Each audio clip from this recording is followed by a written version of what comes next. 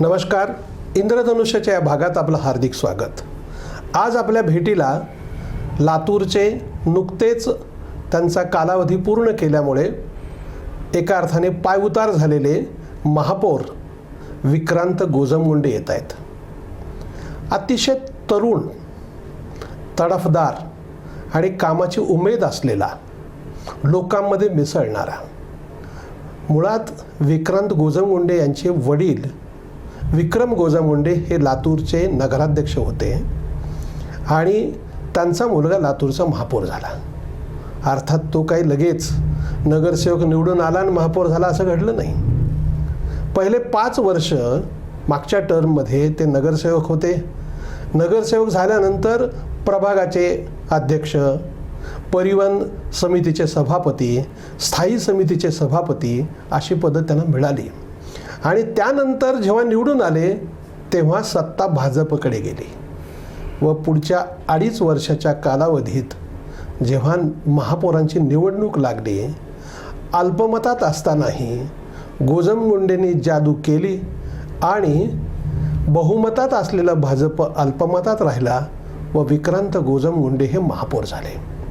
गेल्या 2.5 वर्षाच्या काळामध्ये त्यांची महापौर पदाची कारकीर्द नेमकी कशी झाली, लोकांचे प्रश्न त्यांनी किती सोडवले, किती प्रश्न राहिले, या सर्व विषयावरती आपण थेट त्यांच्याशी चर्चा करणार आहोत. नमस्कार. नमस्कार विक्रांतजी. तुम्ही जसं मी उल्लेख केला म्हणजे विक्रम तात्या हे नगरपालिकेच्या राजकारणामध्ये बरेच वर्ष होते. तुम्ही राजकारणामध्ये वडील राजकारणात आले म्हणून राजकारणात आलात, वडिलांनी आग्रह केला का तुम्हालाच वाटलं राजकारणात यावं? नाही, मी राजकारणात तसं म्हणजे मी ठरवून आलो. मी राजकारणात करिअर करायचं या उद्देशानं आलो. म्हणजे मी नेहमी म्हणतो की मी बाय प्रोफेशन किंवा बाय फॅशन नाही, तर बाय पॅशन म्हणून राजकारणात. अरे वा. माझे वडील नगराध्यक्ष राहिले, त्यानंतर बाजार समितीचे सभापती राहिले आणि एकंदरीतच वडिलांचा जो राजकीय कार्यकाळ होता तो अगदी जवळून पाहण्याचा मला योग आला. म्हणजे मी शालेय जीवनापासून पाहत त्यांना आलो आणि अगदी मोठ्या मोठ्या नेत्यांचं घरी येणं जाणं. मग शिवराज पाटील चाकूरकर साहेब, लोकनेते विलासरावजी देशमुख साहेब, आणि नंतरच्या काळामध्ये थोडंसं परिस्थिती बदलली आणि काही कारणास्तव त्यांना वेगळा निर्णय घ्यावा लागला. मग गोपीनाथ मुंडे साहेब, प्रमोद महाजन साहेब, म्हणजे अशी मंडळी यायची आणि मी रोज वडिलांना पाहायचो ते लोकांच्या घराड्यात असलेले. म्हणजे सकाळपासून अगदी त्यांचं धडाकेबाज काम चालायचं आणि जागेवर प्रश्न सोडवणे, प्रत्येकाच्या मदतीला धावून जाणे, हे त्यांचा एक वृत्ती होती. आणि मग ते त्यांना भेटल्यावर, त्यांची कामं झाल्यावर लोकांची जी भावना असायची त्यांच्याप्रती, ते बघून मला वाटायचं की आपणही ह्या क्षेत्रात गेलं पाहिजे. अरे वा. मला अजून आठवतं की माझे वडील, तसं मी सुदैवानं माझं भाग्य खूप मोठं आहे की मी ज्या पालिकेच्या इमारतीमध्ये सगळा कारभार केला त्याच पालिकेच्या इमारतीमध्ये माझे वडील नगराध्यक्ष होते. बरोबर. त्याच चेंबरमध्ये ते अध्यक्ष म्हणून बसायचे, मी महापौर म्हणून बसलो. त्याच सभागृहामध्ये त्यांनी सभागृह चालवलं, मलाही तिथंच त्याच सभागृहाचा पीठासीन अधिकारी होता. पण शालेय जीवनापासून जेव्हा जेव्हा त्या रस्त्याने जायचो त्या इमारतीचं एक वेगळं आकर्षण माझ्या जीवनामध्ये राहिलं आणि मग मी ठरवून राजकारणात आलो. तसं माझ्या राजकीय जीवनाची सुरुवात तसं सामाजिक कार्यामधनं झाली. मग ते गणेश मंडळ असेल, रक्तदान शिबिरं असतील, अशा माध्यमातून मी कार्यरत राहायचो. आणि मग अमितजी देशमुख साहेब यांच्यासोबत मी 2009 साली 8-9 साली जोडला गेलो आणि मग युवक काँग्रेसचा सचिव म्हणून त्यांनी मला काम करण्याची संधी दिली. त्यानंतर विधानसभा, लोकसभा, म्हणजे ती अमितजी देशमुख साहेबांची पहिली विधानसभा. बरोबर. त्या दोन्हीही निवडणुकीमध्ये खूप झपाटून काम करता आलं.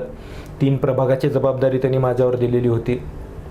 त्यानंतर 2012 साली जेव्हा महानगरपालिकेच्या निवडणुका लागल्या त्यावेळेस मी स्वतःहूनच इच्छा व्यक्त केली की मला निवडणूक लढवायची आहे. अच्छा. पण एक गोष्ट सांगावीशी वाटते की त्याबद्दल घरातून विरोध झाला नाही. उलट घरातून मला सपोर्टच मिळाला. माझे मोठे बंधू, माझे आई वडील, माझे पत्नी, सगळेच म्हणजे परिवाराचं सगळं हे घेतलं पाहिजे. आणि मी प्रत्यक्षात प्रभाग क्रमांक 27 मधनं संधी मागत होतो, पण पक्षाच्या काही अडचणींमुळे मला प्रभाग 7मध्ये लढावं लागलं आणि सुदैवानं मी शहरामध्ये सर्वाधिक मतानं निवडून येऊ शकलो. ते पहिल्या टर्मला तुम्ही जेव्हा निवडून आलात म्हणजे तेव्हा काय त्याची उत्सुकता होती किंवा आपण पहिल्यांदा निवडणूक लढवतोय आणि आपल्याला जिंकूनच यायला पाहिजे वगैरे, त्यावेळेस काय तुम्ही लोकांवरती एकूण म्हणजे तो अप्रोच कसा होता लोकांमध्ये जाण्याचा वगैरे? नाही, तुमच्यासमोर खरंच प्रामाणिक सांगायला हरकत नाही. पहिल्या वेळेस जे निवडून आलो ते निव्वळ वडिलांच्या नावावर निवडून आलो. अच्छा. त्यांनी केलेलं काम मुळात गावभाग सुभाष चौक ज्या भागात मी लहानाचा मोठा झालो ते आणि त्यांचे संबंध सगळ्यांशी जे जोडले गेलेले होते आणि लोकांनाही वाटलं की एक तरुण मुलगा आहे काही करू शकेल आणि माझेही काही त्या प्रभागाच्या बद्दलचे आराखडे होते ते मी मांडलेले होते. लोकांना त्या सगळ्या गोष्टी कदाचित भावल्या असतील आणि त्याने सर्वाधिक मताने निवडून दिलं. मला आठवतं की लोकनेते विलासराव देशमुख साहेब माझ्या प्रचारार्थ रत्नापूर चौकाच्या सभेत आले होते. अच्छा. आणि त्या सभेत मी साहेबांच्या समोर भाषण मला करता आलं. मला एवढं प्रेशर होतं की एकतर मी नौखा, पुढं सगळं प्रभागातील जनता बसली आणि दस्तूर खुद्द साहेब मंचावर आणि त्यांच्या समोर भाषण करणं म्हणजे खूप मोठं दिव्य होतं माझ्यासाठी. पण कसं बसं मी भाषण केलो, पण भाषण करून परतत असताना साहेबांनी हाक मारली, हातात हात दिला आणि छान बोलतोस असं पाठीवरती शबासकी दिली. आणि साहेब जेव्हा बोलायला उठले त्यावेळेस साहेबांनी सांगितलं की आम्ही तुमच्या प्रभागाला सगळ्यात कमी वयाचा उमेदवार दिलाय लातूर शहरातला आणि माझी तुम्हाला विनंती आहे की सगळ्यात जास्त मताने हा निवडून आला पाहिजे. अरे वा. आणि कुठंतरी साहेबांचं ते सगळं प्रेम, माझ्या वडिलांचं कार्य, त्यावरती मी निवडून आलो. मग मात्र मी पुढचा प्रवास ते पहिल्यांदा तुम्ही जेव्हा निवडून आला तर महापालिकेत गेल्यानंतर तुम्ही त्या पहिल्या टर्ममध्ये तुम्हाला विविध जबाबदाऱ्या मिळाल्या, तर त्या काळात तुम्ही त्या जबाबदाऱ्यात केलेलं एक थोडक्यात आम्हाला सांगा की नेमकं काय काय केलं. परिवहन सभापती तुम्ही होतात तेव्हा काय केलं? नाही, मुळात काय होतं की आपण जसं म्हणालात की पहिल्या टर्ममध्येही 2-3 जबाबदाऱ्या मिळाल्या, पण या दरम्यानच्या काळामध्ये पक्षाचं काम पण खूप मोठ्या प्रमाणात केलं.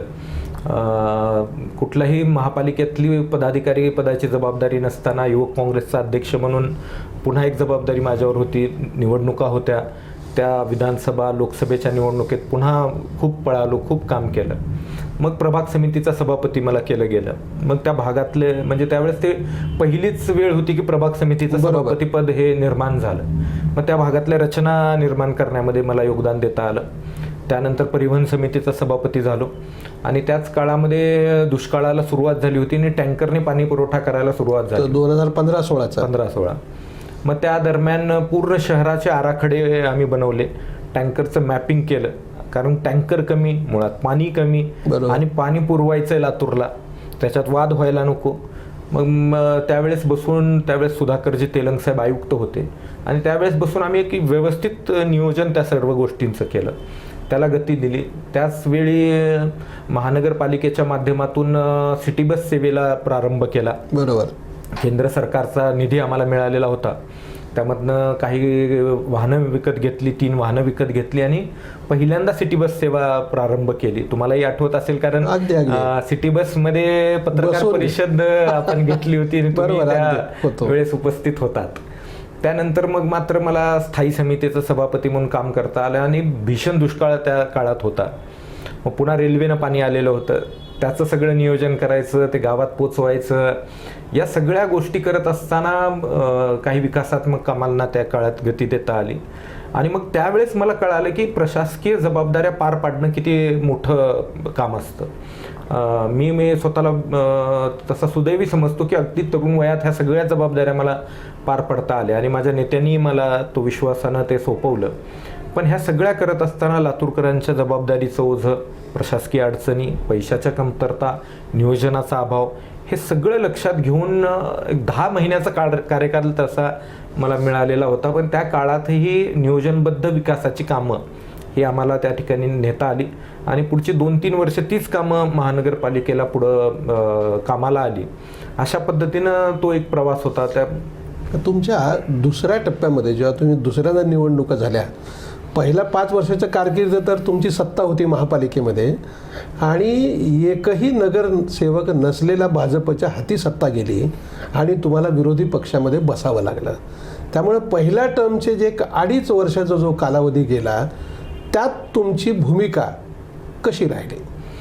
हे तो खरंच एक वेगळा प्रसंग होता. म्हणजे आम्ही कधीही अपेक्षित केलं नव्हतं. आम्हाला अपेक्षाही नव्हती की आमची सत्ता गमवावी लागेल. काही जागा तर अगदी थोड्याशा मतांनी गेल्या. पण हे खरं आहे की शून्य संख्या असलेला भारतीय जनता पक्ष हा तिथं सत्तेमध्ये आला. त्यावेळेस एक जे देशामधलं राज्यामधलं वातावरण होतं आणि जिल्हा परिषदेच्या निवडणुका पार पडल्या होत्या, तिथं त्यांना यश आलं होतं. तो एक टेम्पो कदाचित कॅरी झाला असेल आणि लोकांनाही वाटलं असेल की एकदा संधी देऊन बघूया. तिथं सत्तेवरती त्यांचा पक्ष आला आणि आम्हाला विरोधी पक्षात राहावं लागलं. आता मावळत्या ह्याच्यात मी मावळता सभापती होतो स्थायीचा, बरोबर. त्यामुळं थोडंसं अवघड गेलं सगळं फ्रॅक्शन ते एकदम जुळून येणं. पण त्या काळातही सुरुवातीचे एक 5-6 महिने आम्ही स्पेस दिला सत्ताधाऱ्यांना आणि त्यानंतर मग मात्र आम्ही कामाला सुरुवात केली की त्यांच्या ज्या ज्या चुका घडतील त्या चुका दाखवून देण्याचं काम केलं. त्याच काळामध्ये मी स्वच्छतेवर लक्ष केंद्रित केलं आणि स्वच्छतेच्या उपक्रमांना गती दिली.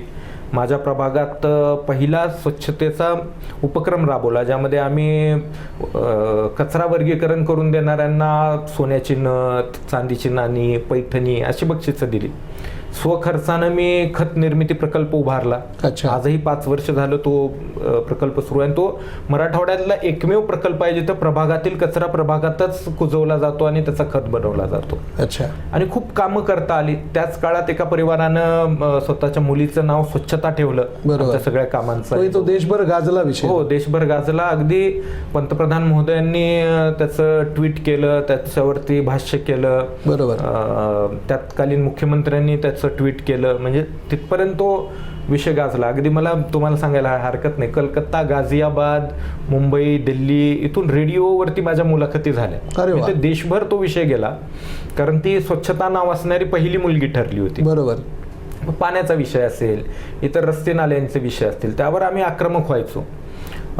तत्कालीन सत्ताधाऱ्यांनी थोडासा एकदा दुजाभाव केला आणि सत्ताधाऱ्यांच्या प्रभागांमध्ये 3 कोटी 2.5 कोटीचा निधी आणि आमच्या काही सदस्यांच्या ह्याच्यामध्ये अगदीच कमी. माझ्या प्रभागात तर अगदी 5 लक्ष रुपयाचा निधी दिला, कारण आम्ही त्या सभागृहात भांडत असायचो. म्हणजे भांडण आमचं हे लातूरकरांसाठी होतं, मुद्द्यावरती होतं. पण थोडी राजकीय परिपक्वता म्हणा किंवा तत्कालीन त्यांना नसलेला अनुभव हे बघता त्यांनी तो दुजाभाव केला. मग आम्ही कोर्टात गेलो. कोर्टामध्ये ते प्रकरण सगळं लावून धरलं आम्ही आणि तत्कालीन अधिकाऱ्यांनी सुद्धा त्याच्यामध्ये त्रुटी लक्षात घेतल्या, ते रद्द केलं. म्हणजे हे सातत्याने प्रश्न मांडत आलो. तुम्ही पहिला म्हणजे 2.5 वर्षाच्या कालावधीत त्यांच्या ज्या ज्या काही चुका त्या दाखवल्या नक्की. पण नंतर मग पुन्हा 2.5 वर्षाचा कालावधी झाला आणि जेव्हा निवडणुका लागल्या मग तुम्हाला संधी पक्षानं दिली उमेदवार म्हणून, परंतु तुम्ही त्या संधीचं सोनं करत सत्ताधाऱ्याची मतं फोडत तुम्ही नेमके महापौर झालात कसे? जरा ते पण सांगा ना जरा लोकांना. नाही, तो रंजक किस्सा आहे. त्याच्यातल्या काही गोष्टी सांगेन आणि काही गोष्टी सांगता येणार नाहीत. नाही, सांगता येणार नाहीत. म्हणजे मी जर सगळीच गुपित उघडी केली तर माझ्याकडे USP काय उरणार आहे? त्यामुळे त्याच्या थोडंस मागे नेतो की ज्यावेळेस आमची सत्ता गेली त्याही वेळी मला पक्षाने उमेदवारी भरायला लावली महापौर पदाची आणि अगदी ऐन वेळेवर उमेदवारी भरायला लावली. मग मी माझ्या नेत्यांना विचारलं की साहेब, काही मला हालचाल करायला संधी आहे का? तर त्यांनी सांगितलं नाही, लोकांचा कौल आहे आणि आपण कौल मान्य करूया. मग आम्ही शांत राहिलो. दुसऱ्या वेळेस मात्र गणितं बदलत होती. विधानसभेच्या निवडणुका पार पडल्या होत्या, सगळंच बघितलं होतं आणि लातूरकरांना एक अपेक्षा होती की 2.5 वर्षामध्ये जी संधी दिली आणि लोकांच्या अपेक्षांना समोरची मंडळी खरी उतरली नव्हती. आम्हालाही वाटलं की ही योग्य वेळ आहे की आपण त्या ठिकाणी सत्ता स्थापन करावी. मग पक्षानं मला संधी दिली आणि चंद्रकांतजी बिराजदार साहेब थोडेसे नाराज होते. आम्ही त्यांच्याशी संपर्क केला. त्यांनी मला स्पष्ट सांगितलं की पक्षाकडनं तुम्ही असाल तर मी येतो, कारण मला तुमच्यावर विश्वास आहे. राजा मनियार साहेब अगदी 1 महिन्यापूर्वी त्यांनी विधानसभा माझ्याच नेत्याच्या विरोधात लढवली होती आणि मी कडवा विरोध त्यांना प्रचारामध्ये केला होता. त्यांचे मोठे बंधू म्हणजे मैनुद्दीन मनियार आणि माझे वडील हे अगदी जिवलग मित्र राहिले आणि त्यांच्या परिवाराशी एक वेगळं नातं होतं. त्यांनी हे स्वतःहून फोन केला आणि त्यांनी सांगितलं की तू जर असशील तर मी सोबत आहे, कारण ते त्यावेळेस वंचित आघाडीत होते. बरोबर. त्यांनाही भारतीय जनता पक्षाकडनंही वेगवेगळ्या ऑफर्स होत्या परंतु त्या नाकारल्या. गीताताई गौड त्यांनाही मी विनंती केली. त्यांनी सांगितलं की शहराचा विकास होण्याच्या ह्याच्या दृष्टिकोनातनं मी सोबत आहे. आणि एक नाट्यमय घडामोडी घडल्या. एका रात्रीतनं घडल्या, कुणालाही अपेक्षित नव्हतं. आणि सभागृहात सुद्धा ते सगळं होईपर्यंत कुणालाही खरं वाटत नव्हतं की असं काही होऊ शकेल.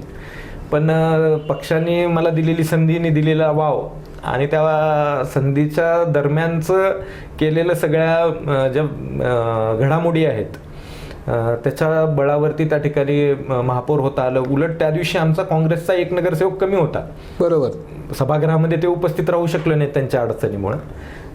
त्यांचे समोरच्यांची 35 मतं, आमची 33 मध्ये 1 वजा 32 मतं होय. आणि 1 तटस्थ. या अशा परिस्थितीमध्ये ते घडवून आणलं. कदाचित मला असं वाटतं ईश्वराने ते, ईश्वरालाही मान्य होतं, ईश्वरानेच ते घडवून दिलं आणि पुढं मला काम करण्याची संधी मिळाली. आता बघा, तुमचा एक योग असा होता की तुम्ही महापौर, विरोधी पक्षनेतेपद काँग्रेसकडेच होतं.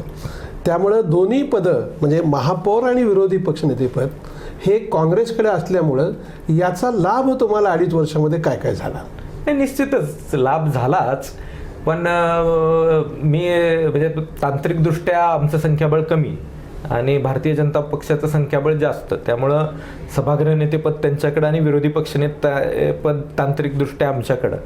पण 2.5 वर्षाच्या कार्यकाळात मला काम करताना कुठेही अडचण आली नाही की सभागृहात एखादा विषय ठेवला आहे आणि तो नामंजूर झाला आहे किंवा नामुष्की आली आहे, असं मला दोन्ही पक्षाकडनं झालं नाही. कारण काम करताना स्वच्छ भावनेनं आणि केवळ प्रामाणिक हेतूनं काम केलं. त्यामुळे कुणालाही कुठलाही वेगळा विचार करण्याची किंवा वाटण्याची गरज नव्हती. खरं म्हणजे आव्हानात्मक परिस्थिती ही होती त्याच्यापेक्षा की महापौर पद आमच्याकडं आणि स्थायी समितीचं पद भारतीय जनता पक्ष. बरोबर. स्थायी समिती ही तुलनेनं तसं बघितलं तर अधिकारांनी अधिक अधिकारमय आहे. कारण दर आठवड्याला त्यांना बैठका घ्याव्या लागतात, आर्थिक सगळे निर्णय तिथं होतात. प्रशासकीय बाबींवरती पहिलं फर्स्ट अपिलिंग ऑथॉरिटी म्हणून स्थायी समिती काम करते आणि तो एक खरा अडचणीचा किंवा आव्हानात्मक काम होता. पण त्याची अडचण मला म्हणजे जाणवली नाही. कारण मी त्यांना स्पष्टपणे पहिल्याच दिवशी सांगितलं होतं की तुमच्या कुठल्याही गोष्टीमध्ये मला पडायचं नाही आहे. फक्त तुम्ही निर्णय घेताना लातूरकरांच्या अहिताचे कुठले निर्णय होऊ नयेत, बाकी मला इतर गोष्टीमध्ये पडायचं नाही. त्यामुळे लाईन क्लिअर ठेवल्या होत्या. तरी त्यांनी ज्या ज्या गोष्टी कुठं मला वाटल्या की चुकीच्या होत आहेत त्या आम्ही त्यावेळी दुरुस्त केल्या आणि एक साचेबद्ध काम करण्यापेक्षा साच्याच्या बाहेर जाऊन, चौकटीच्या बाहेर जाऊन काम करण्याचा प्रयत्न केला आणि सगळ्यांनीच साथ दिली. त्यामुळं मला असं वाटत नाही की कुठली मला त्या ठिकाणी अडचण काम करता. तुमच्या त्या कारकिर्दीमधले वैशिष्ट्य काही गोष्टी आहेत की लातूर शहरामध्ये कचरा रस्त्यावर दिसतोय, म्हणजे गल्लोगल्ली कचरा दिसतोय, सगळीकडे घाण आहे, तरी देखील लातूर महापालिकेला म्हणजे देशातलं पारितोषिक मिळालं. ह्याचं काय गमक आहे हो नेमकं? नाही, मुळात तुम्ही 2017ला जर बघितलं, 2017-18 सालीही आम्ही घनकचऱ्यावर खूप काम केलं होतं. लातूर महापालिकेला त्यावेळेस घनकचरा प्रक्रियेवरती पहिलं पारितोषिक आणि देशामध्ये 38वा क्रमांक आला होता. आणि त्या काळात सुद्धा माझ्या प्रभागातला जो घनकचऱ्याचा प्रक्रिया केंद्र होतं, आम्ही त्यावेळेस प्लास्टिकपासून रस्ता बनवला होता. बरोबर. सॅनिटरी नॅपकिनचं डिस्ट्रॉईंग मशीन लावलेलं होतं. ह्या सगळ्याचं अख्खं ते एक त्यांचं जे प्रसिद्धी पत्रक होतं त्यामध्ये अर्धा भाग हा माझ्या प्रभागाच्या कामांचा दिलेला होता. आत्ताही आम्ही काम करत असताना तुम्हाला जरी ती परिस्थिती लक्षात येत नसेल तर लातूर शहर हे 5 लाख लोकसंख्येचं शहर आहे. अगदी. आणि या ठिकाणी खूप अपुरा निधी आपल्याकडे महापालिकेकडे आहे. महानगरपालिकेला 1300 कर्मचारी मंजूर आहेत, पण आज रोजी फक्त 800 कर्मचारी काम करतात. 500 कर्मचारी कमी आहेत आणि बहुतांश सफाईमधले कर्मचारी आमचे क्लरिकल काम करतात, ऑफिसमध्ये काम करतात. सफाईवरती खूप कमी काम करणारी मंडळी आहे. पण आपण जे लातूरचा कचरा डेपो होता त्या ठिकाणी ज्यावेळेस आम्ही पदभार स्वीकारला आणि पहिल्या दिवशी गेलो त्या दिवशी तर परिस्थिती अशी होती की तिथं पाय टाकायला जागा नव्हती. म्हणजे कचराही टाकता येत नव्हता, गाड्या बंद होत्या. आम्ही ठरवलं आणि झपाट्यानं काम तिथं सुरू केलं. दररोज कधी कधी तर असं झालं की उच्चांक आम्ही गाठला. 5000 टन 6000 टन कचऱ्यावर दररोज प्रक्रिया आम्ही करायचो. शहराचा कचरा 150 ते 200 टन निर्माण होतो, पण मागच्या 20 वर्षापासून त्या ठिकाणी 80 फुटाचे डोंगर लागलेले होते आणि सबंध 19 एकर जागा व्यापलेली होती. आम्ही या कार्यकाळामध्ये 4.5 लाख टन कचऱ्यावर प्रक्रिया केली. अच्छा. 7 एकर जागा ही पूर्णतः मैदानात त्या त्याचं ठिकाणी रूपांतर केलं. त्याचं रूपांतर केलं. त्या ठिकाणी 3 एकर जागेवर कॉन्क्रीटचा बेड आपण तयार केलेला आहे. 1.5 एकर बागेवर आता वृक्ष लागवड आपण हाती घेतलेली आहे. 2 गोडाऊन्स आपण बांधलेले आहेत आणि मराठवाड्यातली पहिली सॅनिटरी लँडफिल साईट, शास्त्रोक्त पद्धतीनं कचऱ्यावर प्रक्रिया करणारी साईट ही निर्माण करणारी महापालिका म्हणजे लातूर महापालिका ही एकमेव आहे. हा झाला त्या भागातला. आपण शहराच्या बाबतीमध्ये 4 वर्गीकरण केंद्र सुरू केले नव्यानं. विकेंद्रित वर्गीकरण आणि संकलन त्याचं आपण सुरू केलं आणि नियोजित पद्धतीनं आपण काम चालू केलं. आज जरी या 4-5 महिन्यामध्ये तुम्हाला कचऱ्याचं नियोजन थोडंसं ढासळल्यासारखं वाटतं आणि मी ते कबूल करतो की ह्या 4-5 महिन्यामध्ये ते नियोजन थोडंसं ढासळलं, पण मागच्या काळामध्ये उत्तम कामगिरी आपण केली. अगदी 2 आपण बायोगॅसचे प्रकल्प मंजूर केलेत, आता ते लवकर सुरू होत आहेत. त्याच्यापासनं कचऱ्यापासनं बायोगॅस आपण तयार करणार आहोत.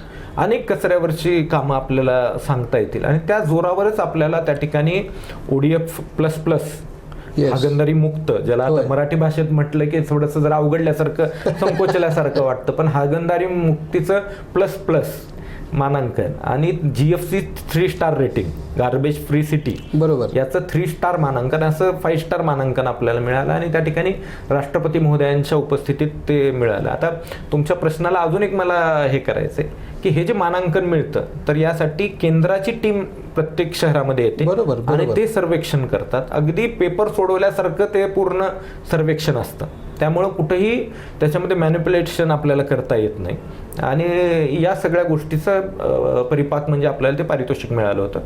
आता या 5-7 महिन्यामध्ये ते प्रक्रिया थोडीशी ढासळलेली आहे, पण आता आपण वेस्ट टू एनर्जी हा एक नवीन उपक्रम आपण करतोय. त्यामध्ये त्रयस्थ कंपनीला आपण निमंत्रित केलं. देशातला पहिला प्रयोग तो आहे.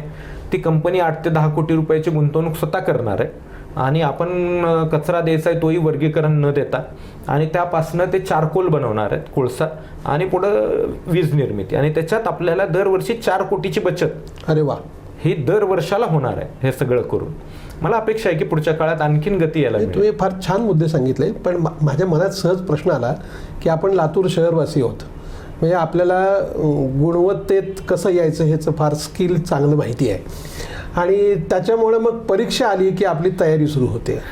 मग असं काही झालं का की तेव्हा आत्ता ते मानांकन परीक्षा आणि त्यामुळे त्याची तयारी करायची म्हणून कचऱ्याच्या विषयामध्ये आपण अनेक गोष्टी केल्या आणि परीक्षा झाली, आपण मेरिटमध्ये आलो की मग पुन्हा ढेपाळलो, असं काही झालंय का? नाही, तुम्ही म्हणताय तो मुद्दा बरोबर आहे की आपण गुणवत्तेत कसं यायचं हे आपल्याला माहित आहे, पण आपल्याला हे सुद्धा आठवण करून द्यायला वाटते की लातूरकर कधीही कॉपी बहादर नाहीये. अगदी मान्य. त्यामुळे आपण कॉपी न करता गुणवत्तेत येतो, ते आपल्या स्वतःच्या गुणवत्तेवर. आपण म्हणाला तसं ज्यावेळेस परीक्षा असते त्यावेळेस जास्त कामं केली जातात का? निश्चित होतात, परंतु जे गुणांकन होतं ते वर्षभराच्या कामांचं होतं. आणि आत्ता या 5-6 महिन्यामध्ये ढेपाळण्याचं कारण काय, तर आमच्याकडचे फंड्स पूर्णतः संपले. अच्छा. फंड्स संपल्यानंतर आता त्या कंत्राटदारांना असं वाटायला लागलंय की आमचे बिलं निघतील का नाही, आम्हाला पैसा मिळेल का नाही. मग त्यांनी हात आखडता घेतला. त्यांच्यातली काही प्रॉब्लेम झाली. मी जसं म्हणालो की 4.5 लाख टन कचऱ्यावर प्रक्रिया केली, अजूनही 1.25 लाख टन कचरा हा प्रक्रियेकरिता शिल्लक आहे. कदाचित एक 10-1 कोटी रुपये जर आम्हाला त्या काळात शिल्लक आमच्याकडे असते तर आज तिथलं सगळं कचरा डेपो हे तुम्हाला उद्यानामध्ये परिवर्तित झालेलं दिसलं असतं. त्यामुळे थोडंसं कंत्राटदाराच्या चुका आहेत. आता आम्ही शेवटच्या सभेमध्ये त्याचं कंत्राट रद्द करण्याचाही निर्णय घेतलेला आहे आणि नवे कंत्राटदार नेमून एक चांगल्या पद्धतीनं काम, कारण आता खूप पायाभूत सुविधा आपण निर्माण केल्या आहे, त्याला आता फक्त नियोजनबद्ध पद्धतीनं त्याला आपल्याला जायचंय. आता दुसरा मुद्दा की शहरातल्या आता प्रमुख जो विषय आहे आपल्याकडं पाण्याचा विषय. तुम्ही जेव्हा सुरुवातीला म्हटलं होतं की मी आलोय आणि मी पाणी आता शहरवासियांना नंतरच्या टप्प्यात, 1 वर्ष 1.5 वर्षांत तुम्ही म्हणलं की मी आता आठवड्यातून 2दा पाणी देणार. मग पाण्याच्या वितरणाची व्यवस्था म्हणजे आपल्याकडे कसं आहे की पाणी असतानाही अडचण आणि नसतानाही अडचण, हे जे होतंय ह्याचं नेमकं काय प्रॉब्लेम आहेत हो लातूरचे, हे काही कळत नाही. कारण 25 वर्षापासून हाच प्रॉब्लेम आहे, म्हणजे एकाच ठिकाणी माणूस कदमताल करतो की नाही तशी अवस्था आपली होती आहे. नाही, आमचं खरंच ध्येय ते होतं. सुरुवातीला जेव्हा काम करायला सुरुवात केली पहिला अजेंड्यावरचा विषय होता तो लातूरचं पाणी. परंतु कोविडचा कार्यकाळ आला, 2 वर्ष त्यात गेली, निधी सगळे बंद झाले, काम दुसरं काहीच करता आलं नाही, कोविडवरती अफाट खर्च आपल्याला करावा लागला. खरं आहे. पण पाण्याच्या दृष्टिकोनातनं आम्ही जानेवारीमध्ये, तुम्हाला आठवत असेल की एक ट्रायल घेतली आणि जानेवारीमध्ये 3 ट्रायल आमच्या सायकल पूर्ण झाल्या. आठवड्यातून 2 वेळा पाणी आम्ही दिलं. चौथ्या आठवड्यात मात्र नियोजन थोडंसं बिघडलं. ट्रान्सफॉर्मर एकदा जळाला आणि पुन्हा काही नगरसेवकांची ओरड व्हायला लागली की नाही, आमच्या भागामध्ये जास्त वेळ पाणी हवं आहे. काही त्याच्यामध्ये इतरही गोष्टी होत्या की प्रशासकीय ताळमेळ थोडासा झाला नाही आणि प्रशासकीय यंत्रणांनी म्हणावं तेवढा समन्वय न साधल्यामुळं त्याला ते आपल्याला बाजूला ठेवावं लागलं. मात्र त्याच दिवशी आम्ही ठरवलं आणि 3 महिन्याचा आम्ही एक ॲक्शन प्लॅन केला. आज 3 महिन्यामध्ये 52 किलोमीटर पिण्याची पाईपलाईन वा. अशी शहराअंतर्गत पूर्ण केली आहे आम्ही. 750 क्रॉस कनेक्शन आणि 150 ठिकाणी वॉल्स बसवले. धनेगाव येथे 15 वर्षानंतर 800 HP आम्ही 2 पंप बसवलेले आहेत. त्या ठिकाणचा नवीन ट्रान्सफॉर्मर बसवला. हरंगुळ येथे 2 ट्रान्सफॉर्मर आम्ही बसवले. हे सगळी कामं केलेली आहेत आणि आज मी तुम्हाला ठामपणे सांगू शकतो की आज आठवड्यातून 2 वेळा पाणी देण्याला कसलीही अडचण नाही आहे. तर आता नवीन आयुक्तांनी सांगितलंच आहे की आम्ही आता एक 15 दिवसात आठवड्यातून 2दा पाणी देऊ असं आयुक्तांनी प्रशासकांनी सांगितलंय. नाही, मला वाटतं की हे जर समन्वय व्यवस्थित खालच्या यंत्रणांनी एकमेकाशी ठेवला तर हे फेब्रुवारी-मार्चपासूनच आठवड्यातून 2 वेळा पाणी आपल्याला देता आलं असतं. पण ठीक आहे, देर आहे दुरुस्त आहे. आत्ताही आठवड्यातून 2 वेळा पाणी दिलं जाऊ शकतं कारण धरणात पाणी आहे. तुम्ही जो मुद्दा मांडत होतात की धरणात पाणी असताना शहरात का नाही मिळत, मागच्या काळामध्ये जलयुक्त शिवार योजनेच्या अंतर्गत आपल्या मांजरा नदीमध्ये सुद्धा भरपूर काम झालं. त्यावेळेस सुद्धा आम्हाला टीकेचा सामना करावा लागला की लातूरकरांनी एवढं मोठं काम केलं आणि आता मनपा पाणी देऊ शकत नाही. मुळात आपण हे समजून घेतलं पाहिजे, शहराअंतर्गतच्या ज्या पाईपलाईन आहेत किंवा शहराअंतर्गतचं जे नेटवर्क आहे हे 1985 साली त्या काळामध्ये तयार झालं. नंतरच्या काळात 2-3 वेळा त्याच्यामध्ये वाढ झाली, परंतु शहर म्हणून किंवा शहराचं प्लॅनिंग म्हणून त्याच्याकडे बघितलं गेलं नाही. एकत्रित त्याचा सगळ्याचा एक मास्टर प्लॅन असावा, त्याच्या पूर्ण वितरणाची व्यवस्था मजबूत व्हावी, असं काम मागच्या काळात झालं नाही. आता ती कामं करावी लागतील, त्याला आणखीन एक 100-125 कोटीचा निधी लागेल. हे मागच्या काळात जे झालं नाही याचा दोष त्यावेळच्या प्रशासकीय यंत्रणेचा म्हणायचा की त्यावेळी काम करणारे जे कोणी नगराध्यक्ष अमुक नाही त्यांचं म्हणायचं? नाही, मी असं समजतो की माझ्या आधी ज्यांनी काम केलं त्यांनी लातूरसाठी खूप भरीव काम केलं. म्हणजे त्यांनी पाया रचत आले म्हणून आम्हाला पुढचे कामं करता आली. बरोबर. होतं काय की आपल्याकडं मुळामध्ये आपल्याकडे अडचणच ही आहे की अर्बन प्लॅनिंग म्हणून आपण शहराचं बघतच नाही. बरोबर. आपल्याकडे पैसे येतील तशी कामं करतो. रस्त्याचा निधी आला रस्त्याची कामं, नालीचा निधी आला नालीची, पुन्हा पाईपलाईनचा निधी आला म्हणून पुन्हा ते रस्ते खोदतो आणि पाईपलाईन टाकतो. अगदी बरोबर. अर्बन प्लॅनिंग म्हणून आपण जात नाही आहोत. तर आपल्याला कुठेतरी आता ह्या अर्बन प्लॅनिंग, आता पायाभूत ठीक आहे, पाया झाला, आता इथून पुढे आपल्याला अर्बन प्लॅनिंगनं जावं लागेल. त्यामुळे शहराचा पूर्ण अंतर्गत नेटवर्क आपल्याला बदलावं लागेल. आता आणखीन आपण 3 नवीन पाण्याच्या टाक्या उभा करतोय, त्याला मंजुरी आपण दिलेली आहे. ह्या सगळ्या टाक्या उभा होणं आणि ते वितरण होणं, आज लातूर शहराला गरज आहे 50 MLD पाण्याची, परंतु आपण 80 MLD पाणी आजही उचलतो. म्हणजे 30 MLD पाणी, 3 कोटी लिटर पाणी हे जास्तीचं आपण दररोज उचलतोय. कारण त्याचं कारण आहे की सगळीकडं वितरण होत असताना ते समान वाटप होत नाही. बरोबर. त्यामुळे ह्या सगळ्या त्याच्यात दुरुस्त्या कराव्या लागणार. त्याच्यासाठी आम्ही एक DPR तयार करून शासनाकडे आता आपण पाठवला आहे. त्याचबरोबर माकणी ते लातूर ही एक पूरक योजनेकरिताही आम्ही नवीन प्रकल्प अहवाल केला आहे आणि तो सुद्धा आम्ही पाठवला आहे. मला वाटतं त्याला जर मंजुरी मिळाली तर एक पूरक योजना माकणी ते लातूर ही एक नवीन पूरक योजना लातूरकरांना 15-16च्या वेळेला चाललंच होतं. हो. पण तेव्हा ह्या म्हणजे एकतर आपल्याकडे तर उजनीचं पाणी हा आपला चाऊन चौथा झालेला विषय आहे. म्हणजे तो गेल्या 25 वर्षापासून हा विषय चर्चेत असतो. काही झालं की मग उजनीचं पाणी, तुमच्याही काळामध्ये विषय हा होता, त्याचं काय झालं?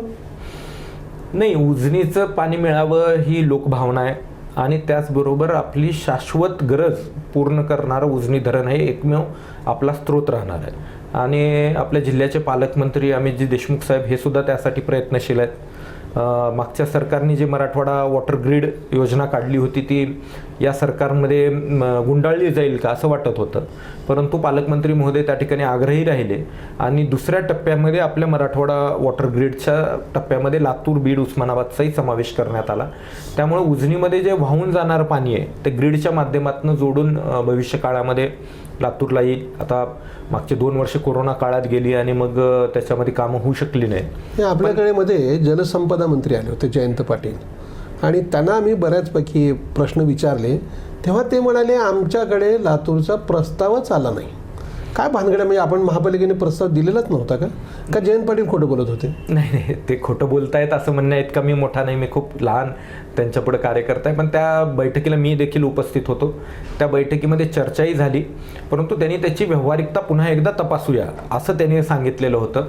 त्यापूर्वी जयंत पाटील साहेब आणि गुलाबरावजी पाटील साहेब यांच्याकडे बैठका झाल्या. मुळात 2 विभाग वेगळे आहेत. जयंत पाटील साहेबाकडे जलसंधारण विभाग आहे आणि गुलाबराव पाटील साहेबांकडे पाणीपुरवठा विभाग. बरोबर. सुरुवातीला सगळी जी आमची फाईल चालली किंवा जी मागण्या आमच्या रेटल्या गेल्या त्या पाणीपुरवठा विभागाकडे गेल्या आणि मग नंतर त्याच्यावरती बैठका पार पडल्या आणि त्याच्यामध्ये तो धोरणात्मक निर्णय आहे आणि इरिगेशन खात्याचं तो धोरण निश्चित करणं महत्त्वाचं असल्यामुळे पुन्हा ते प्रकरण पूर्णतः वर्ग जलसंधारण खात्याकडे केलं गेलं. त्या दृष्टिकोनातनं त्यांनी ते वक्तव्य केलं होतं. पण मी आशादायी आहे की शासन याच्यावरती लवकर निर्णय घेईल आणि चांगला एक दूरगामी परिणाम होणारा चांगला विषय आपल्याला निर्णय मिळेल. आता मला विक्रांतजी हे सांगा की तुमच्या 2.5 वर्षाच्या कारकिर्दीमध्ये, कारण कसं आहे की बऱ्याच गोष्टी मनामध्ये असतात, सगळंच करता येत असं नाही, परंतु शहरातली अतिक्रमण आहेत, अवैध बांधकाम आहेत, या विषयामध्ये काही करता आलं का हो तुम्हाला?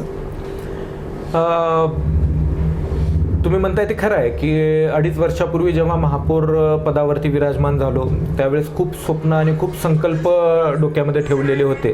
प्रत्येकच व्यक्ती करत असतो, पण नंतरच्या काळामध्ये कधीच आपण विचार केला नव्हता अशी वैश्विक महामारी म्हणजे अभूतपूर्व संकट कोरोनासारखं आलं. सुरुवातीला तर हेही कळत नव्हती की याच्यावर उपाय काय करायचे. खरं आहे, कारण सगळं ट्रायल अँड एरर बेसवरती होतं आणि खाजगी डॉक्टरांचे दवाखाने बंद, म्हणजे एक भीतीचं वातावरण की आता कोविड झाला की हा गेला. बरोबर. म्हणजे मी लातूरमध्ये फिरायचो तर सगळे दवाखाने बंद, सगळेजण घरात, लॉकडाऊन, शासनानेच कंपल्शन केलं होतं त्यामुळे लॉकडाऊन. आणि ह्या परिस्थितीला सामना करत असताना पहिले 1.5 ते 2 वर्ष केवळ कोविडमध्ये आम्हाला काम करावं लागलं. महापालिकेचा एकही दवाखाना नव्हता, जे काही होते ते आपल्या OPD होत्या. तसं असताना 1,500 म्हणजे 1,500 बेड आपण कोविड केअर सेंटरमध्ये उभारले, तिथं व्यवस्था दिल्या, मोफत उपचार, मोफत रक्त तपासणी, मोफत जेवण, मोफत नाश्ता, राहण्याची मोफत सोय, म्हणजे अफाट खर्च आपल्याला करावा लागला. हे झालं का? म्हणजे माझा मुद्दा काय, तुम्ही म्हटल्यासारखं तुमच्या कारकिर्दीत मुळातच कोविडमुळे बराच वेळ गेला, परंतु शहरामध्ये नंतरच्या काळात जी एक बांधकामं सुरू झाली आहेत, समजा कामं सुरू झाली तर ती कामं वैध पद्धतीनं होणं असतील, कामाचे बांधकाम परवान्याची सिस्टीम असेल, किंवा शहरातल्या आता अगदी आपल्याला माहिती आहे राष्ट्रपती येणार म्हणून अतिक्रमणं काढली जातात किंवा अतिक्रमण विरुद्ध एक मोहीम असते, त्या कालावधीमध्ये काढलं जातं आणि पुन्हा त्याच ठिकाणी तेच जुनं अतिक्रमण बसतं. तर ह्याच्यासाठी कायमस्वरूपी काय करायला पाहिजे? तुम्हाला ह्याच्यात काही करता आलं का? नाही, मुळात काय आहे की मुळात अतिक्रमण हा पूर्णतः प्रशासकीय बाब आहे, परंतु मला लोकप्रतिनिधी म्हणून किंवा त्या संस्थेचा प्रमुख म्हणून जर विचाराल तर माझं कायम सांगणं हे असतं की अतिक्रमण ही कधीही न संपणारी गोष्ट आहे. बरोबर आहे. आणि जोपर्यंत तुम्ही अतिक्रमण धारकाला विस्थापित केल्यावर त्याला कुठं ना कुठं जागा देत नाही तोपर्यंत कुठंतरी फिरतच असतो. बरोबर. तुम्ही गोलाईतनं त्याला काढाल तर तो उषा किरण टॉकीजच्या जवळ फिरेल, कुठेतरी तो राजीव गांधी चौकामध्ये फिरेल. जोपर्यंत त्याला पर्यायी व्यवस्था तुम्ही देत नाही तोपर्यंत अतिक्रमण हा विषय संपत नाही. त्याचं फेरीवाले धोरणाचा एक विषय होता ना राज्य शासनाचे, त्याचं काही केलं आम्ही. ह्या वर्षी आम्ही फेरीवाला धोरण राबवलं आणि महाराष्ट्रातली पहिली महापालिका आपण ठरलो की त्याला स्मार्ट कार्ड आपण दिलं. वा. आणि 1795 फेरीवाल्यांना स्मार्ट कार्ड आपण दिले आणि त्याच्या पुढे जाऊन आपण त्यांना 500 रुपये भाडं आकारलं होतं, ते कमी करून फक्त 100 रुपये भाडं आता आपण आकारलं. आणि राज्यात कदाचित महापालिकेमध्ये लातूर महापालिका ही वेगळी असेल की आपण फक्त आणि फक्त फिरत्या फेरीवाल्यांना परवानगी दिली, बैठ्या फेरीवाल्यांना परवानगी दिली नाही. फक्त गंजगोलाईतले जे विस्थापित 162 लोक आहेत त्यांनाच फक्त बैठा व्यवसाय करायला आपण परवानगी दिली आहे. बाकी इतर कुठंही शहरामध्ये आपण ती परवानगी दिली नाही, कारण एक शहराची प्लॅनिंग म्हणून आपण त्याच्याकडे पाहिलं. त्याचबरोबर अतिक्रमणाच्या विषयामध्ये ही अतिक्रमणं काढली जातात, पुन्हा बसवली जातात किंवा अवैध बांधकामं होतात, ह्या सगळ्या गोष्टी आमच्या लक्षात आल्या आणि आम्ही विचार केला की गुंठेवारी चा जो काही अधिनियम आहे तो बंद होता मागचे 3 वर्ष. आम्ही गुंठेवारीला सुरुवात केली. त्याच्यामध्ये नागरिकांना एक सुविधा दिली की झाले ती बांधकामं पण ती कायद्याच्या कक्षेत बसून तुम्ही ते रेग्युलराईज करून घ्या, FSI मध्ये बसून रेग्युलराईज करून घ्या आणि त्याच्यामधनं उत्पन्नही महापालिकेला मिळालं. सुमारे 15 कोटीपेक्षा अधिक उत्पन्न त्यातून मिळालं. या राज्य शासनानं FSI मध्ये वाढ केली, त्याचाही फायदा लोकांना झाला. परंतु अजूनही अनेक अवैध बांधकामं ही तशीच आहेत आणि मला वाटतं की येणाऱ्या काळात खरं म्हणजे लातूरकरांनी त्याचा लाभ घेतला पाहिजे या योजनेचा आणि ही योजना कधी ना कधी संपणारी आहे. बरोबर. त्यामुळं हे सगळं चिरकाल असंच चालत राहील. आजपर्यंत चाललं पण पुढेही चालेल असं आपण चलता आहे ही जी मानसिकता आहे ही आता आपल्याला सोडावी लागेल आणि शहर म्हणून आपल्या शहराकडे बघावं लागेल. माझं घर माझं शहर म्हणून शहराकडे बघण्याची आता आवश्यकता आहे. आता दुसरा एक माझ्या मनात आला मुद्दा की काय होतंय की बघा एकूण आपल्याकडची वाहतूक व्यवस्था, आता वाहतूक व्यवस्था अतिशय मोठा विषय आहे. मला असं वाटलं की आपण समजा अगदी गणेशोत्सवाच्या काळामध्ये गणपती विक्रीचे जे स्टॉल असतात ना ते आपण काय केले की शहरामध्ये सुभाष चौक आणि ह्या सगळ्या रस्त्यावरती गर्दी होते आणि ही वाहतुकीची गैरसोय टाळावी याच्यासाठी टाऊन हॉलला आपण तिकडे जागा दिली. बरोबर.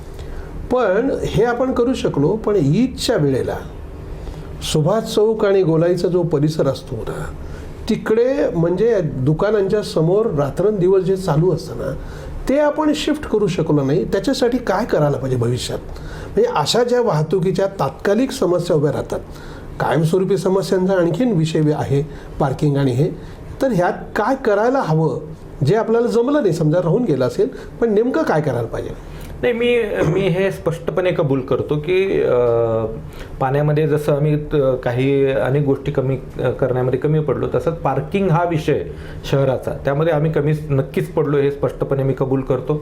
परंतु आम्ही मध्यंतरी पे एंड पार्कचा धोरण स्वीकारला आणि कंत्राटदार नेमून त्या ठिकाणी ज्या ठिकाणी पार्किंग केली जाईल त्यांना दंड लावणं किंवा त्याला जॅमर लावणं अशा गोष्टी केल्या. त्यामुळं बऱ्याचपैकी 40% वाहतुकीच्या कोंडीचा प्रश्न सुटून गेला.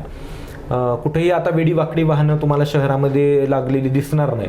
एका सरळ रेषेमध्ये ती वाहनं लागलेली दिसतात. सुरुवातीला टीकाही आम्हाला खूप सहन करावी लागली, पण कधी कधी शिस्त लावायची असेल तर कटू निर्णय घ्यावे लागतात. मात्र पार्किंग प्लाझा म्हणून आपल्याला विकसित करता आला नाही कारण तेवढ्या जागा आपल्या शहरामध्ये आपण शिल्लकच ठेवलेल्या नाही आहेत. बरं, त्याचा दुसरा परिणाम असा होतो की जी व्यावसायिक संकुल आहे, जी व्यापारी संकुल आहे, जे गृह संकुल आहे त्यांनी सुद्धा पार्किंग ठेवली नाही आहे. आता आम्ही मागच्या GB मध्ये ठराव तो मंजूर केला की यापुढं स्वतःचं पार्किंग आणि गॅरेज हे करणं आता तुम्हाला कंपल्सरी करावं लागेल. मग ही सगळी वाहनं रस्त्यावर येतात आणि त्याचा दबाव हा शहराच्या वाहतूक नियंत्रणावर येतो. भविष्य काळामध्ये काही आम्ही प्लॅनिंग ठेवलं आहे, म्हणजे लोकशाहीर अण्णाभाऊ साठे यांचा जो पुतळा आहे त्याच्या शेजारी पुन्हा नव्यानं एक पार्किंग प्लाझा उभा करायचा. त्यासाठी साधारणतः 30 कोटीचा निधी आम्हाला लागतोय. शासनाकडेही तो निधी आम्ही मागतोय. अशा आपल्याला आता पार्किंगच्या सुविधा निर्माण कराव्या लागतील किंवा नवीन एक आम्ही विचार केला होता पण तो काळात आम्हाला करता आला नाही की गंजगोलाईचा जो भाग आहे तो पूर्णतः पार्किंग फ्री करायचा आणि त्या ठिकाणी काही आमचे महापालिकेचे कर्मचारी थांबतील किंवा अभिकर्त्याचे कर्मचारी थांबतील आणि तुम्ही सोडलेलं वाहन हे निश्चित एका स्थळावरती नेऊन ठेवलं जाईल आणि तुम्ही ज्यावेळेस कॉल कराल ते वाहन पुन्हा तुम्हाला तिथपर्यंत आणून दिलं जाईल. त्यासाठी थोडं अधिकचं शुल्क आकारलं जाईल, पण लोक शुल्क भरायला तयार आहेत. आज लोकांना सुविधा हव्या आहेत. बरोबर. त्यामुळे ते करता आलं नाही. आपण मला विचारलं त्याप्रमाणे गणपतीचं ज्या पद्धतीनं गणपतीच्या मूर्ती विक्री करण्याचं आपण टाऊन हॉल येथे केलं. आपण म्हणालात की ईदच्या दरम्यान ते का शक्य होत नाही. मुळात असं होतं की ईदच्या दरम्यान फक्त 2 दिवसाचा तो कालावधी असतो आणि त्या काळामध्ये अगदी स्वस्त दरामध्ये ती सगळ्या वस्तू मिळतात आणि ती जी विक्री करणारी मंडळी असते त्यांनी अगदी 6 महिन्यापूर्वीपासून माल घेतलेला असतो. मध्यंतरी त्यांनाही एका विशिष्ट ठिकाणी जागा देण्याचा विचार करण्यात आला, परंतु गणेश मूर्ती खरेदी करायला 1 दिवशी गर्दी पडते आणि या प्रकरणात मात्र 2-3 दिवस सातत्यानं गर्दी पडते. त्यामुळं एखाद्या कुठल्या तरी ठिकाणी ठेवलं आणि त्या ठिकाणी वाहतुकीचे प्रश्न निर्माण होऊ नयेत, हा सगळा एक थोडा प्रशासकीय बाबींचा परिणाम होतो. पण निश्चितपणानं या सगळ्या गोष्टी पुढच्या काळामध्ये केल्या जाव्यात याही मताचा मी आहे. दुसरा प्रश्न असा आला की काय झालं की अधिकारी आला की अधिकाऱ्याच्या डोक्यात जसे विषय असतात त्यानुसार निर्णय होतात. म्हणजे उदाहरणार्थ कोरोनाच्या काळामध्ये जी श्रीकांत हे महापालिकेचे इन्चार्ज होते आणि त्यांच्याकडे अतिरिक्त पदभार असल्यामुळे त्यांनी गोलाईमध्ये वेगवेगळ्या लाईन्समध्ये जे परमनंट स्ट्रक्चर उभं केलं, म्हणजे अगदी तिथल्या लोकांचं वाहन देखील त्यांना काढता येत नाही अशी स्थिती निर्माण केली. आत्ताची अवस्था काय बघा, हे सगळे लोकांनी उखडून टाकलेलं आहे. मग आता त्या अशा विषयांकडे जर झालं की अधिकारी बदलला की धोरण बदलायला लागलं आणि तुम्ही जो म्हणाला की मूलभूत धोरण असायला पाहिजे, त्याच्यासाठी काय व्हायला पाहिजे? नाही, हे खरं आहे की कुठलाही अधिकारी आला किंवा कुठलाही पदाधिकारी आला की त्यांचा एक आग्रह असतो की आपल्या फ्रेमवर्कमध्ये जे बसतं किंवा आपल्याला जे योग्य वाटतं त्या पद्धतीनं आपण काम करायचं. पण ह्याला कुठंतरी आता बदलावं लागेल आणि चौकटा आखाव्या लागतील. पदाधिकाऱ्यांनी पदाधिकाऱ्याच्या क्षमतेत काय काय कामं करायची, अधिकाऱ्यांनी अधिकाऱ्यांच्या क्षमतेत काय कामं करायची आणि त्याचे शहरावर काय परिणाम होतात.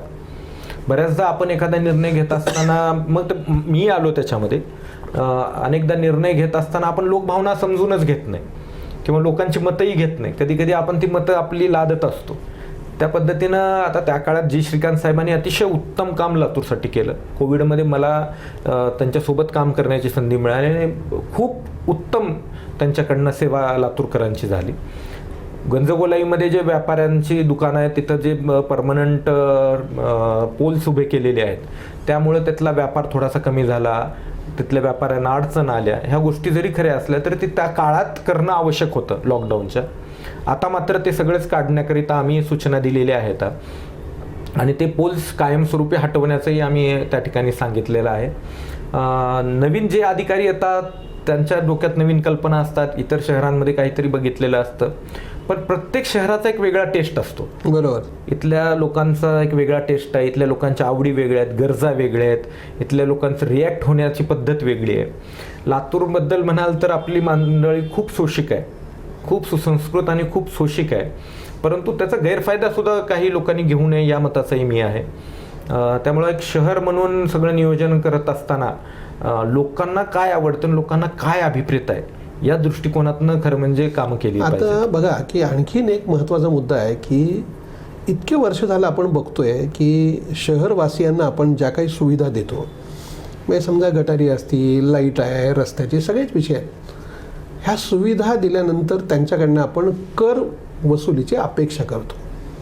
म्हणजे आपण महापालिका देत असलेली सुविधा आणि त्या बदल्यात लोक देत असलेला कर याचं प्रमाण कसं आहे. लोकांना असं वाटतं की समजा आउटस्कर्टमधला माणूस आहे, अरे मी पूर्ण टॅक्स भरतोय, मी सगळ्या गोष्टी करतोय आणि आम्हाला मात्र या सुविधा मिळत नाहीत. आणि समजा माझ्या शेजारचा तो काहीच करत नाही, काही भरत नाही, 1 रुपया त्याला काहीच केलं जात नाही, मग मी पैसे भरतोय ते चुकीचं आहे का असं त्याच्या मनामध्ये येतं. याच्यासाठी नेमकं काय व्हायला पाहिजे? हे साहजिक आहे. आपण जे म्हणताय ते भावना लोकांच्या मनात येणं साहजिक आहे. मुळात महानगरपालिकेचं लातूरबद्दल बोलाल तर लातूर महापालिकेला दर महिन्याला वेतनावर 3 कोटी रुपये खर्च होतात आणि लाईट, पथदिवे, घनकचरा व्यवस्थापन, पाणी पुरवठा, पाण्याचं बिल, ह्या सगळ्या गोष्टी अत्यावश्यक सेवेमध्ये ज्या मोडतात याच्यामध्ये 3 कोटी असे 6 कोटी रुपये प्रतिमाह खर्च आहे. म्हणजे याच्याप्रमाणे जर बघितलं तर उत्पन्नाचा आणि खर्चाचा ताळमेळ आत्ता आपला कुठेही बसत नाही. टॅक्सच्या रूपानं मागच्या वर्षीची वसुली 36 कोटी रुपये आहे. आपली डिमांड आता 50 कोटीच्या वर गेलेली आहे, परंतु वसुली 100% ही कुठल्याही शहराची होत नाही. त्यामुळं उत्पन्न आणि खर्च यामध्ये खूप मोठी तफावत आहे. त्यामुळे आम्ही शासनाकडे विनंती केली आहे की आत्ता जे GSTचं अनुदान आम्हाला 1.25 कोटी रुपये मिळतं ते 7.5 कोटी मिळावं. पण त्याच्यात आपल्या राज्याचे उपमुख्यमंत्री महोदयांच्या अध्यक्षतेखाली झालेल्या बैठकीत किमान 4 कोटी रुपये तर आपल्याला GST अनुदान मिळेल असं त्यांनी सुतोवाच केलं. ते लवकरच होईल. त्यामुळे वेतनाचा तरी खर्च त्यामध्ये निघून. दुसरा मुद्दा तुम्ही म्हटला की आउटस्कर्ट भागामध्ये त्याला सुविधा मिळत नाही, तो टॅक्स भरतो एखादा आमचा नागरिक. आत्ता आम्ही मागेही निर्णय केला फेब्रुवारीमध्ये. होतं काय की ज्यावेळेस आउटस्कर्ट भागामध्ये प्लॉटिंग केली जाते, बरोबर. त्यावेळेस तिथं रस्ता केला जात नाही, नाली केली जात नाही, कुठलीही सुविधा केली जात नाही. कमी किमतीमध्ये प्लॉट दिले जातात. नागरिकांना वाटतं की बाबा प्लॉट तरी मिळतोय, आपलं हक्काचं घर होतंय. नागरिक दूर जाऊन प्लॉट घेतात आणि मग पुन्हा तिथपर्यंत सुविधा पुरवण्यामध्ये मनपा कमी पडते, कारण शहरातच सुविधा पुरवायला आपण अटीतटीची आम्हाला नाकेनऊ येतात आणि मग तिथपर्यंत सुविधा पुरवायच्या. मुळात कायदा जर बघितला तर जो विकासक किंवा जो बिल्डर किंवा जो आपण प्लॉटिंगवाला म्हणतो लातूरच्या भाषेत, ते प्लॉटिंग करतात तर त्यावेळेस रस्ता त्यांनी बनवायचा आहे, नाली त्यांनी बनवायचे, दिवाबत्ती त्यांनी करायची आणि मग ते मनपाकडे हस्तांतर करायचं. अच्छा. पण मागच्या फेब्रुवारीपर्यंत हे काहीच बघितलं जात नव्हतं. मग मागे आम्ही पालकमंत्री महोदयांची चर्चा केली, त्यांनी त्याच्यामध्ये सकारात्मकता दर्शवली. आम्ही महापालिकेत निर्णयच केला आता, अच्छा, की आता यापुढं जे काही लेआउट होतील त्याच्यावरती आम्ही स्टॅम्पच मारून देतोय की हा लेआउट केवळ आराखड्याकरिता आहे आणि त्याच्यावरनं खरेदी विक्री होणार नाही. अच्छा. जोपर्यंत तुम्ही त्या ठिकाणी किमान कच्चा रस्ता, नाली कॉन्क्रीटची, पथदिवे आणि कंपाऊंड वॉल ग्रीन बेल्टला हे करत नाही तोपर्यंत प्लॉट विक्रीच होणार नाही. मला वाटतं की या गोष्टीवर जर आपण कडक राहिलो तर पुढच्या काळामध्ये हे प्रश्न उद्भवणार. आता माझ्या मनात एक काही शेवटचे मुद्दे 2-3 आहेत. एक, तुमच्या ज्या कारकिर्दीमध्ये तुम्हाला विरोधकांचं किती सहकार्य मिळालं, पक्षांतर्गत तुम्हाला सहकार्य किती मिळालं आणि विरोध किती झाला, की तुम्ही सर्वांचं सहकार्य म्हणता आम्ही आणखीन 4 गोष्टी करू शकलो असतो पण अमुक झालं म्हणून मी करू शकलो नाही, असं तुम्हाला काय सांगता येईल? नाही, मी श्री सिद्धेश्वराचा भक्त आहे आणि श्री सिद्धेश्वराने माझ्यावर एवढी कृपा केली की मला विरोधी पक्षाचं आणि सत्ताधारी पक्षाचं सगळ्यांचं सहकार्य मिळालं. असं एकही व्यक्ती मला सांगता येणार नाही की या व्यक्तीचं, अमुक व्यक्तीचं सहकार्य मला मिळालं नाही. आता कार्यकाळ संपला असल्यामुळं ह्या गोष्टी उघड करायला काही हरकत नाही. सगळ्यांनीच मला सहकार्य केलं. त्यामुळं ज्या गोष्टी करता येण्यासारख्या होत्या त्या पूर्ण केल्या. अनेक गोष्टी करायच्या बाकी आहेत, त्याला चालना देऊन ठेवलेली आहे. एक मात्र आहे, मी मनोमन समाधान या गोष्टीचं बाळगतो की मी स्वतः 100% प्रयत्न केले. अच्छा. काही कामात यश आलं नाही, मी मान्य करेन, पण प्रयत्नात मी कमी पडलो नाही हे मला खात्रीशीर सांगता येईल. किंवा लातूरमध्ये आता 2.5 वर्षानंतर पाय उतार होत असताना माझी कारकीर्द, कुठलाही डाग माझ्या कारकिर्दीला लागला नाही जेणेकरून माझ्या पक्षाला, माझ्या कुटुंबाला किंवा मला दोषी धरलं जाईल. आज लातूरमध्ये असा एकही व्यक्ती नाही जो की माझा हात पकडू शकतो आणि सांगू शकतो की माझं, या व्यक्तीनं माझा चहा पिऊन माझं काम केलंय. अगदी चहा सुद्धा कोणाचा पिला नाही, एवढं पारदर्शक राहून काम केलं. विकासाच्या बाबतीमध्ये मला सांगायला आनंद होतो की कोविडमध्ये जसं सर्वोत्तम कामगिरी लातूर महापालिकेची राहिली, त्याच पद्धतीनं या 2.5 वर्षात आजवरचा सर्वात उच्चांक आम्ही गाठला. 242 कोटीची विकास कामं आम्ही मंजूर केली. अच्छा. कुठल्याही महापौरांच्या किंवा नगराध्यक्षांच्या काळामध्ये सर्वाधिक आकडा हा आजपर्यंत 133 कोटीचा होता, परंतु 242 कोटीची विकास कामांना मंजुरी दिली. आता त्याची प्रशासकीय मान्यता काही कामांची येते, काही कामं पूर्ण झाली आहेत, काही प्रगतीपथावर आहेत, काही निविदा प्रक्रियेत आहेत आणि अगदी 2-3 महिन्यामध्ये तुम्हाला दिसेल की सर्वत्र ही विकास कामं होत आहेत. 68 कोटीची नगरोत्थानची योजना पालकमंत्र्यांच्या सहकार्यानं आम्हाला घेऊन येता आली. जिल्हा नियोजन समितीमधला भरघोस निधी आम्ही वितरित केला, त्याचं प्लॅनिंग केलेलं आहे. वेगवेगळ्या, म्हणजे मी तर त्याचा जाहीर लेखाजोखाच जनतेसमोर मांडलेला आहे. त्यामुळं विकास कामामध्ये सुद्धा सर्वोच्च कामगिरी आणि कोविड काळात सुद्धा राज्यात सर्वोच्च कामगिरी, अगदी राज्य सरकारनं आमचं कौतुक केलं. आता असं आम्हाला काम करता. अगदी शेवटचा प्रश्न, तो प्रश्न असा आहे की तुम्ही आता शहरातलं एक महत्त्वाचं जे पद आहे, महापौर पद तुम्ही भूषवलं आहे. आता पुढचं तुमचं प्लॅन काय? मी ज्या दिवशी माझा कार्यकाळाचा अखेरचा दिवस होता त्या दिवशी समाज माध्यमांवरती मी टाकलं होतं की मी असाच जनसेवेत राहीन. तुमच्या प्रश्नाचं उत्तर एवढंच आहे की मी असाच जनसेवेत राहीन, कारण राजकारण किंवा सामाजिक कारण किंवा लोकांचं काम करणं हे माझं पॅशन आहे. मला घरी बसून राहिलं की मला करमत नाही, मी जर काही काम नाही केलं. म्हणजे कदाचित पुन्हा नगरसेवक पुन्हा व्हाल किंवा काय जे काही व्हाय, पण मला लोकांमध्ये राहणार. मला माहिती नाही काळाच्या ह्याच्यात काय दडलंय, पण माझी इच्छा राहील. पक्षाने संधी दिली, माझ्या सगळ्या लोकांनी मला आशीर्वाद दिले तर पुन्हा नगरसेवक किंवा या प्रक्रियेत राहायला मला आवडेल, कारण दुसरं क्षेत्र माझ्यासाठी उपलब्ध नाही आहे. ज्या क्षेत्रात मी आहे त्याच्यात महानगरपालिका हेच माझ्यासाठी हे क्षेत्र आहे आणि त्याचं सर्वोच्च पद आता मी उपभोगलं आहे. तर या प्रक्रियेत राहायला मला आवडेल. आणि मी त्या दिवशी सभागृहातही सांगितलं की नेत्यांनी संधी दिली आणि जनतेने आशीर्वाद दिले तर आम्ही पुन्हा येण्याचा प्रयत्न करू. तेच तुम्हाला या ठिकाणी सांगावंसं वाटतं. आणि तुमच्या माध्यमातून हे सुद्धा सांगावंसं वाटतं की अगदी 10 वर्षाच्या कार्यकाळामध्ये मला जनतेसाठी काम करत असताना खूप चांगल्या संधी उपलब्ध झाल्या आणि ते मला करता आलं. त्याबद्दल मी समाधानी आहे. आणि विशेष मला ऋण व्यक्त करावेसे वाटतात ते माझ्या कुटुंबाचे, कारण या 10 वर्षाच्या काळात मी फुल टाईम राजकारणी आहे. बरोबर. कुठलाही व्यवसाय करत नाही, उद्योग करत नाही, काही नाही.